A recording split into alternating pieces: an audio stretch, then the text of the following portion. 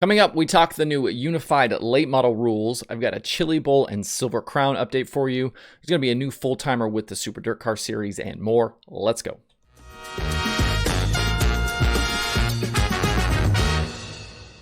Today is Wednesday, December 22nd, 2021. Welcome into Dirt Tracker Daily. I'm Justin Fiedler. We continue to creep ever closer to the record number of entries for the Chili Bowl with less than 3 weeks to go before the event. As of yesterday, the total list now sits at 370 drivers. Names added yesterday include Shane Cottle, Ronnie Gardner, and Ricky Thornton Jr. Both Cottle and Gardner are Chili Bowl veterans, but this will be RTJ's first time in a midget. The 2021 Lucas Oil Late Model Dirt Series Rookie of the Year will be in an Esslinger-powered Spike for Michelle and Ricky Johnson as a teammate to RJ Johnson and young Arizona driver AJ Hernandez. Cottle and Gardner will be teammates in the 6-8 entries. The addition of someone like RTJ is what makes the Chili Bowl so much fun, I think. You have an incredible diversity of drivers from all forms of motorsports coming together to compete inside of the expo. There are obviously plenty of sprint car and midget drivers, but you also have IndyCar drivers, NASCAR guys, modified racers, and now late model guys in there as well. At this point, I'd be surprised if we didn't end up breaking the entry record with still a few weeks left to go.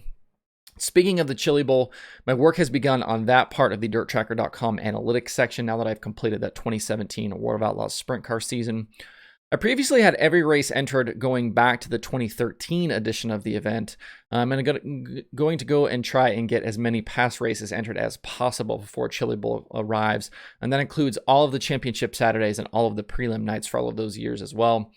Things are a little more difficult beyond that 2013 year in terms of finding kind of accurate full results and an easy format to enter. So I'm kind of working off a few different sources of information and we'll kind of piece all of that together. Brian Holbert with the Chili Bowl has been a big help with that stuff too.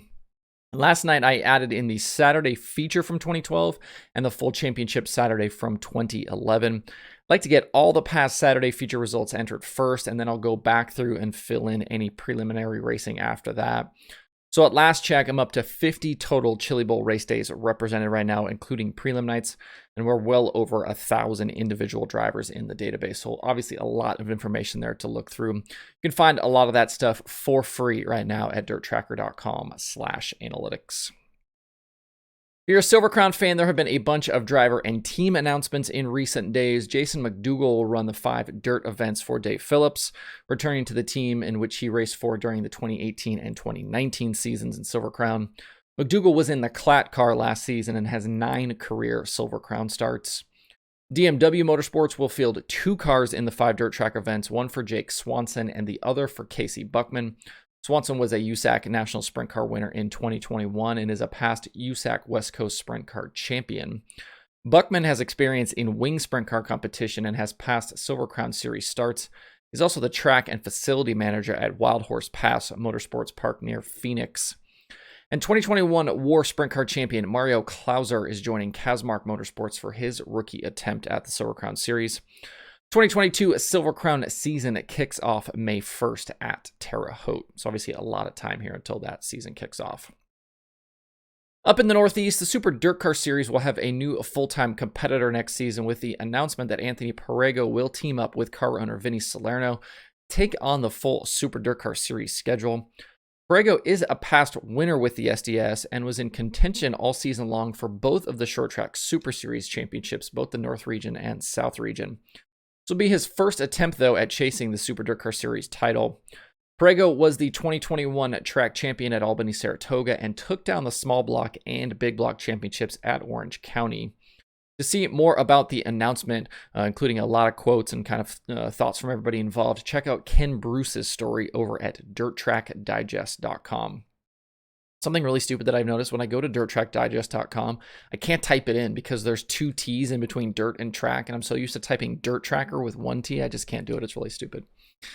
In my YouTube comments yesterday, Biff asked what my thoughts are on the new late model body and droop rules.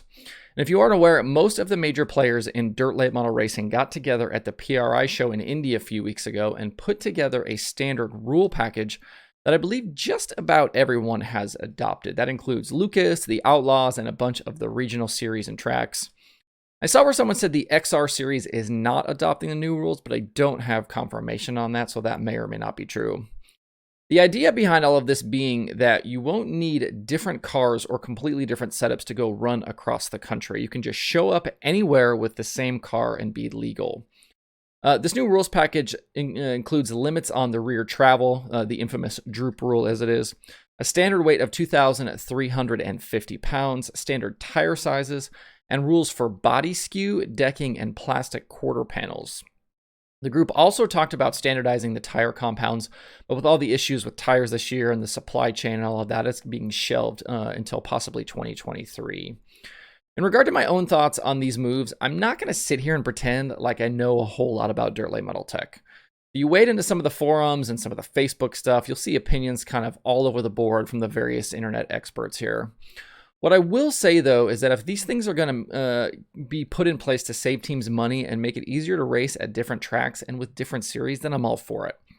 That group that got together and met at PRI has forgotten more about dirt late models than I'll ever know, so I'll defer to them on this type of decision making. I do know that there has been a lot more engineering and time spent in wind tunnels with some of these cars, which is why we've seen some of the crazier body changes in recent years.